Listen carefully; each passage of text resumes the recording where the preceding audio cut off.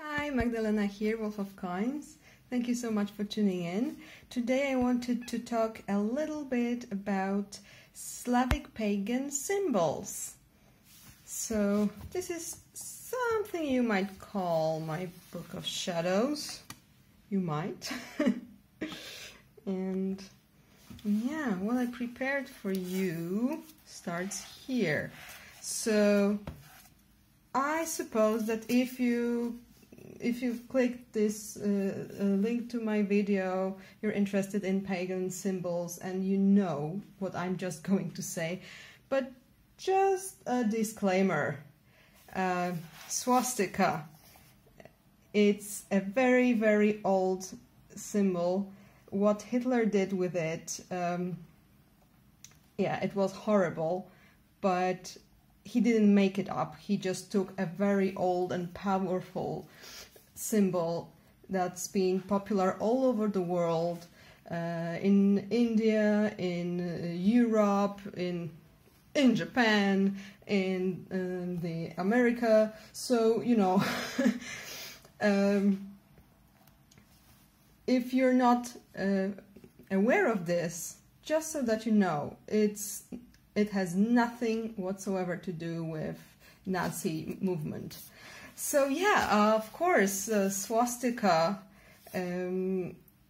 it's also been very popular among Slavic peoples. Both ways were used. These days people have various ideas about how to interpret. Some people say it doesn't really matter. Some people say that this way means feminine, that way means masculine, or this way means you're bringing the luck to yourself, this means that you're repelling things. Yeah, there are many ideas, but there is no consensus really. But there are, so yeah, swastika, the luck bringer. Most often you will read that this is a solar symbol, and I get the feeling that it's become a kind of an umbrella term for all signs that yeah, that are protective and bring luck, because yeah, it's not obvious that it's connected directly to the sun. It is possible, of course, but yeah.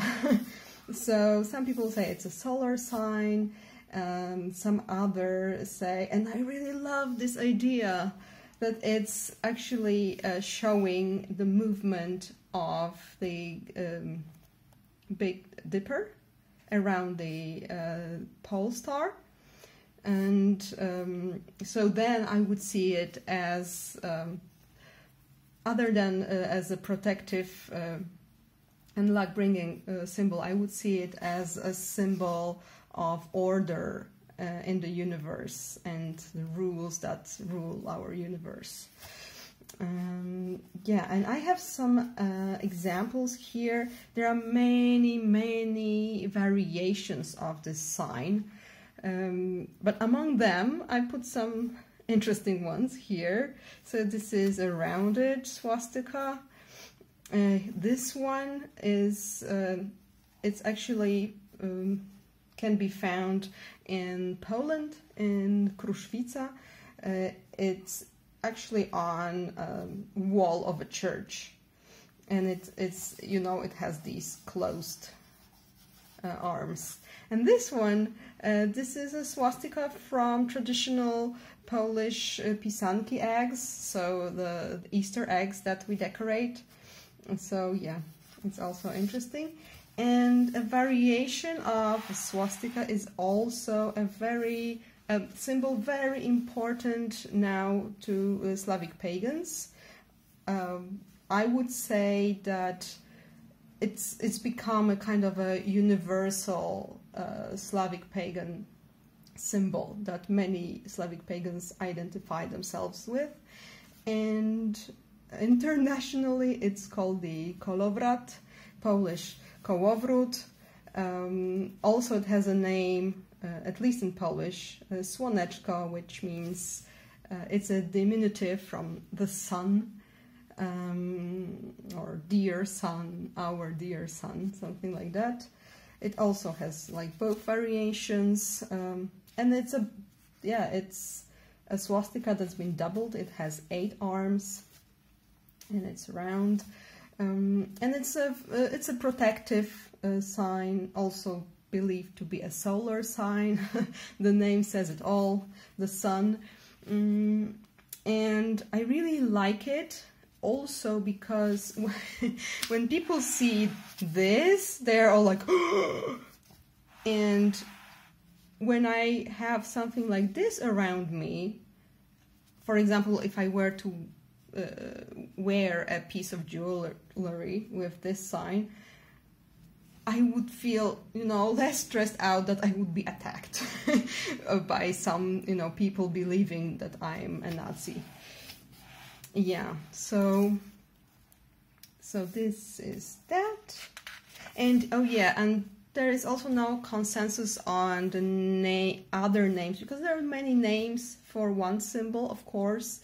In Polish, we also use, some people use it for kolovrat, some people use it for the swastika, but yeah, it's Farga or Swarzyca or other variations of these names.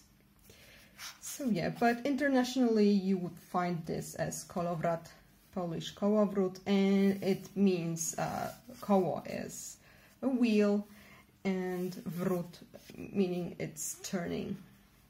It's turning. So a turning wheel, easy. And of course swastika, it's the meaning is something that brings you luck. Okay, then we get some symbols of the thunder god, known as Perun or Perun, also Polish Jaś. And these are variations of those symbols. It's also a protective sign. It will protect you from, for example, from thunders. So you would put, for example, this one, you would put on inside on the ceiling to protect your house. So I see it as a kind of a Perun's shield. He's a protector, so this is his shield that will protect you. And this one is called either Gwiazda or Gwiazda, the star, or Perunowy kwiat, so Perun's flower, or Rosetta, a rosette. And it's very popular in one part of Polish mountains, but I've seen it also even in Switzerland, so it's quite widespread. But specifically in Polish mountains, people would, as I said, put it on their ceilings to protect their house. And these are variations, so it's like 6 arms. And this is the simplest one, and this is the one with dots. So this is for the thunder god. Then we get the lunula, which is the moon symbol. Most possibly a moon symbol. I copied this drawing from some artifacts that were found, and there are many found, especially in graves of Slavic women. So it apparently was an amulet for women, and yeah, possibly protecting them or supporting them. We don't know really, but but yeah, it's in the shape of a moon or something similar, and it belonged to women. We don't find male graves with these. Then, oh, this is one of my favorites.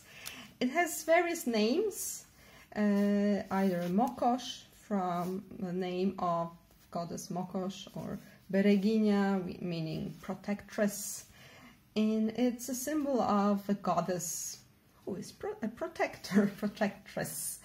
And this one was preserved to our times in embroidery patterns. There are many traditional Slavic embroidery patterns with this motif. And yeah, I should show you my... If you've watched my videos, you've probably seen it. But yeah, I have a pendant with the goddess.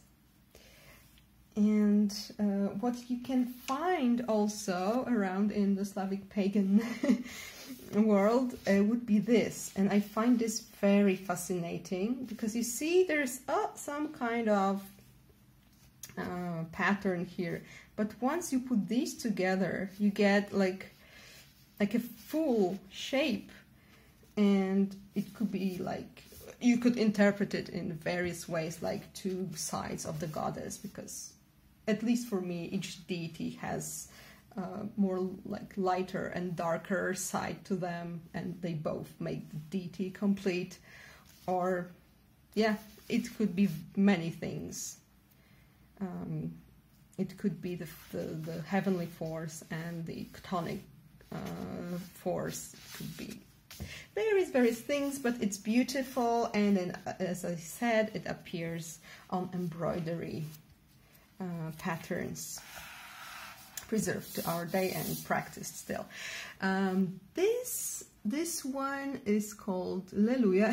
This is a very schematic picture of mine. I will try and pop in some other pictures if I remember to do that, but I think I talked in one of my videos about this one. It is a pattern of paper cuttings. It's a very old tradition, and you basically fold colored paper in two, and you cut something, and then, I mean, shapes, and then you open it, and you get like symmetrical image of a tree and birds. Also, often you might find a woman here or here. So I put all these into the category of the tree of life, or rather the tree of the world. And you can find also in embroidery this image. So it's very similar, but here the goddess is just like holding the hands like protectively over you, and here she's presenting these two birds. Then these three, they are traditional patterns on pisanki eggs again, and these are all categorized as trees. So this is this and this and this, they are all like images of the tree of the world tree. So I put them together, and the name is leluya. Might be connected to goddess Lela. It's her name. So yeah, for me,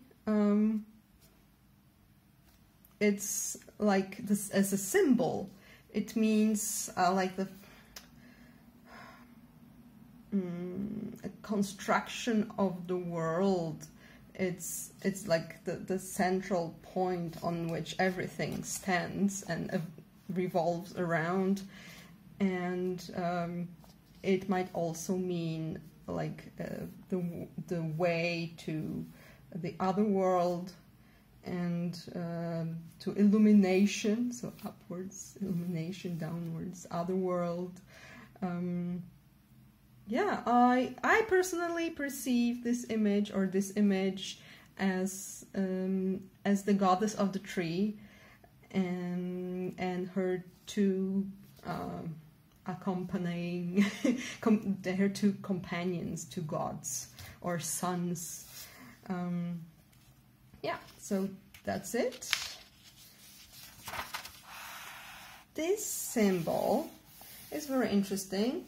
It also appears in this version, meaning without the swastikas inside, but it is a symbol that was on a kind of a pot found in Poland, in Biała, and it's around 3rd or 4th century.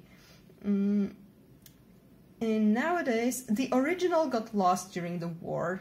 Probably somebody stole it, but we have pictures.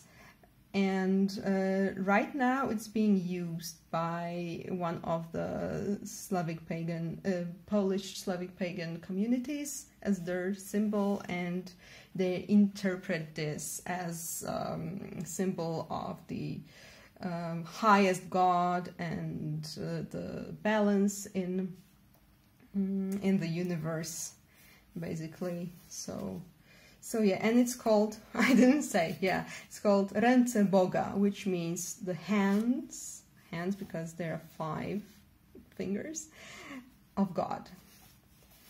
Okay, and now this one is very interesting because it's actually a symbol that's been created in modern times, but it got very popular. Many Slavic pagans in various countries use it as the sign, as the symbol of god Veles. So I wrote znak Velesa, so the symbol of Veles.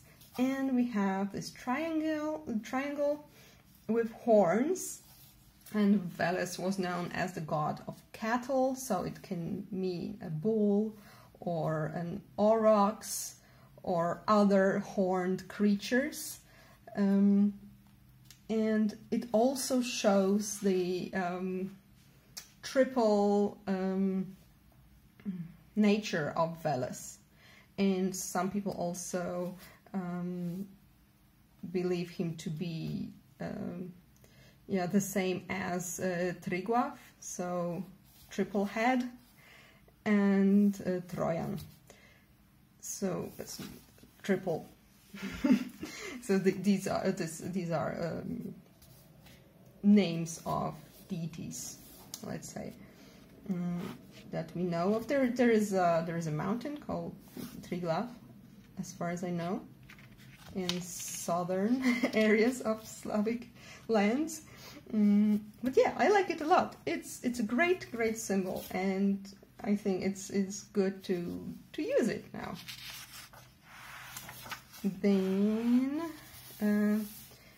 this is called, well, you might know it because it's popular in other cultures as well.